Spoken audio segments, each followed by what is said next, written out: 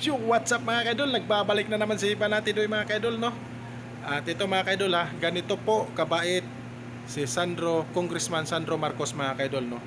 Oo, Sandro Marcos program sa DSWD, handover cash and gift 285 sa barangay sa Ilocos Norte mga kaidol. Grabe, ang pagtulong nila mga kaidol ay nasa puso na po nila mga kaidol, no? Oo, nasa puso na po nila at hindi po pinabayaan ang mga tao mga kaidol. Oh, ganyan na po sila mga kaidol. Panoorin mga kaidol.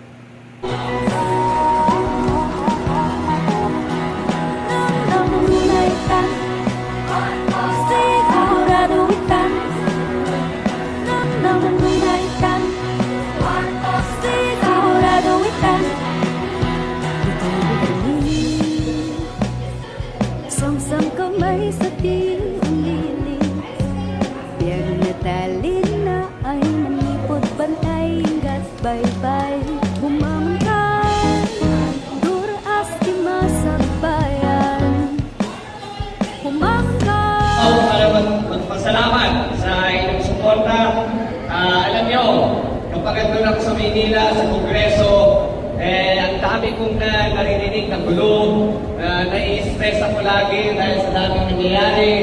Alam ko ng staff ko dahil pinapagalitan ko sila dahil mainit ang ulo ko. Pero nakakataba talaga ng puso kapag bumabalik ako dito sa Ilocos, kapag bumabalik ako dito sa Burgos, dahil malaking assurance talaga na kapag bumabalik ako dito sa Primero Distrito, walang tigil pa rin ang inyong mga ngiti sa akin, walang tigil pa rin ang inyong suporta sa pamilya Marcos.